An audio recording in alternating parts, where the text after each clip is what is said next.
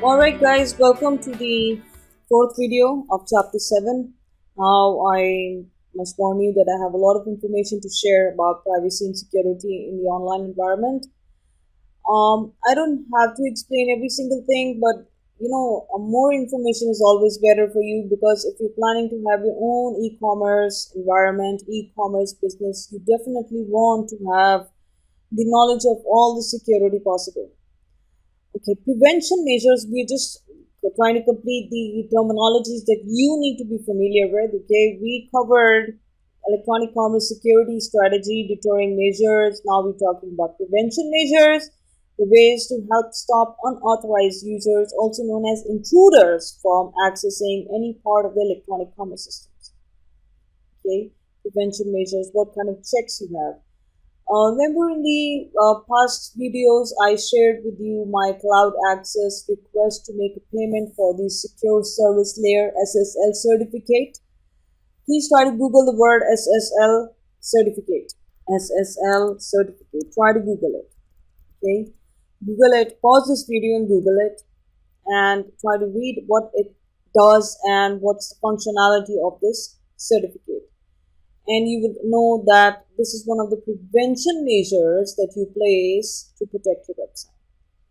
Detection measures are ways to determine whether intruders attempted to break into the electronic commerce system, whether they were successful, and what they may have done. Okay, detection measures are like your closed circuit TV, CCTV. You must have seen those. You enter a store and you see cameras pointing at you from all directions. I mean, you're being watched by Uncle Sam. Same in the online environment. Detection measures are checks and surveillances placed in certain points at the website to catch or to be able to observe the kind of behavior and activities exhibited by suspicious people or suspicious behavior. Information assurance is nothing but the protection of information systems against unauthorized access to or modification of information, whether in storage, processing, transit, against the denial of service to authorized users, including those measures necessary to detect, document, and counter such threats. Okay, information secure assurance is actually a complete subject, a complete course in its own right. So I cannot do justice in this course right now. It's beyond the scope, but try to understand the words of these this definition. Okay, it's actually assuring that your information is safe, placing those kind of checks. The major technical security attack methods in descending order of importance. These are the major problems that we have. We have malware, virus, worm, Trojan, unauthorized access, denial of service attacks, spam and spyware, hijacking servers and pages, and botnets. These are the major problems that we face in the online environment. Think of your own website. What would you do if you were subject to any of one of these problems? Okay, and the aim of this course is for you to be able to recognize that there is a problem so that you can seek for help. Seek help. Malicious code, viruses, worms, and Trojan horses. Viruses are a piece of software code that inserts itself into a host, including the operating systems, in order to propagate. It requires that its host program be run to activate it. So be very careful when you are working on your website and you come across, or not just you or your user, they come across, just post warnings like these, that please do not do this. If we are going to ask you a question, we look like this. We have a text box like this, and we have a logo when we ask you something, or we may have a live person chat with you. So do not accept any kind of requests for cookies or anything, and then also, as a favor to the community, try to add a security paragraph or a blog page or some kind of support issue that you can discuss with your community of users, that please be careful of viruses. Describe them how they can be safe. Worm is a software program that oops, Worm is a software program that runs independently, consuming the resources of its host in order to maintain itself. That is capable of propagating the complete working version of itself into another machine. Okay, so this is another kind of problem that we have. How a computer virus can spread. A diagram like this can be used in an article that you may write for your community.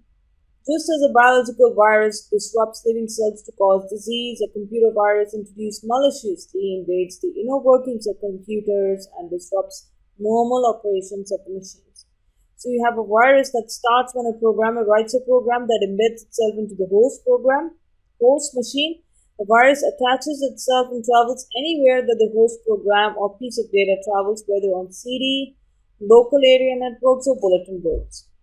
The virus is set off by either time limit or some set of circumstances, possibly a simple sequence of computer operations by the user. Example, when open an attachment, then it does whatever the virus program intended, whether it is to print "have a nice day" or erase data. Okay, so it's sad, but it's true, and it's still happening. So how can you protect yourself from some kind of problems, same problems like these? Technical attack methods. Then you have the macro virus or a macro worm. A macro virus or macro worm is executed when the application of object that contains the macro is open or a particular procedure is executed. A Trojan horse is a program that appears to have a useful function but that contains a hidden function that represents a security risk. Banking Trojan is a Trojan that comes to life when computer owners visit one of the number of online banking or e-commerce sites. This gets even more scary with time. Then you have denial of service attack, an attack on a website in which an attacker uses specialized software to send a flood of data packets to the target computer with the aim of overloading its resources. And then, suddenly you get so bewildered and you're so scared that you've lost all your information or lost all your money or all of those things. Page hijacking, creating a rogue copy of a popular website that shows content similar to the original to a web crawler. Once there, an unsuspecting user is redirected to malicious websites. Okay, so try to increase your computer internet access security. Okay, I'm sure today everybody would be checking up their security and making sure that the security levels are higher. And also, if you install programs like Norton antivirus and many other programs available, if you install those, they will help you keep safe. In fact, we have a computer software program, antivirus program called Maxwell as well.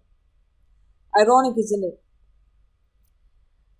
Botnet is a huge number example, hundreds of thousands of hijacked internet computers that have been set up to forward traffic, including spam and viruses, to other computers on the internet. In the same way, you have malvertising, advertisement of malicious content or advertisement of authentic content, but once you click on that ad, you're taken to malicious websites. After malvertising, if you look at this beautiful diagram here, social engineering, from phishing to financial fraud and crime. Social engineering, if you remember, we covered that in a couple of videos. It has criminal, fishers, and victims. Okay, commit financial fraud or crime, sell underground e-market. These are fishers. They use phishing methods, confidential, sensitive information. So it's like stealing identities, stealing personal data, personal information. In the United States, you have this highly sensitive social security number, which they keep telling us not to share online, not to share in any format, even in email or WhatsApp. But many people continue to do it, and then unfortunately they are caught at the hands of fishers. Non-technical methods from phishing to spam. Social phishing is sophisticated phishing method. Fraud on the internet. Examples of typical online fraud attacks: identified theft, and identify fraud. Identify theft. How do you do that? Fraud that involves stealing an identity of a person and then the use of that identity by someone pretending to be someone else in order to steal money or get other benefits.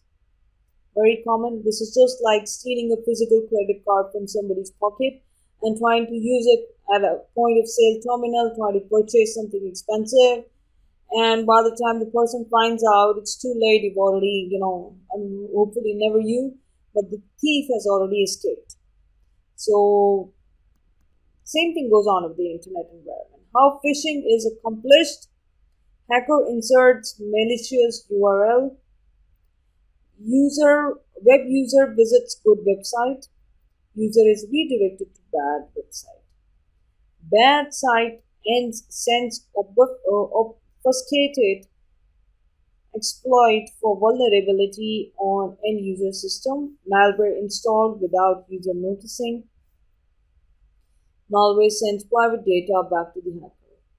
Okay, so be careful when you're redirected to a new website. Be very careful. Non-technical methods from phishing to spam, cyber bank robberies, other financial fraud, spam and spyware attacks. Email spam, we've talked about it before, is a subset of spam that involves nearly identical messages sent to numerous recipients by email. Okay, typical examples of spamming: spyware, software that gathers user information over an internet connection without the user's knowledge. Social networking makes social engineering very easy. How hackers are attacking social networks, for example, stealing someone's Facebook identity, pretending that they are your friend and talking to you. That's wrong. Spam in social networks and in Web 2.0 environment, very common. Non-technical methods from phishing to spam. Okay, we have search engine spam, pages created deliberately to trick the search engine into offering inappropriate, redundant, or poor quality search results. Okay, this is like cheating somebody into visiting your page. Your page does not rank anywhere in the top most searched for website, but you cheat it by adding search engine spam in such a way that people see your website listed at the top. But trust me, Google has enough security assurances that it would be able to combat such attacks. Spam sites, which is why it is famous. Many other search engines are not as famous as Google because Google is because of this special reason: security. Security is the main special reason why Google is so famous worldwide.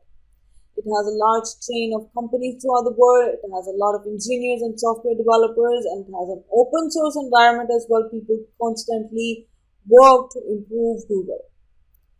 Spam site is a page that uses techniques that deliberately subvert a search engine's algorithm to artificially inflate the page's rankings. Splog is a short form for spam blog, a site created solely for marketing purposes.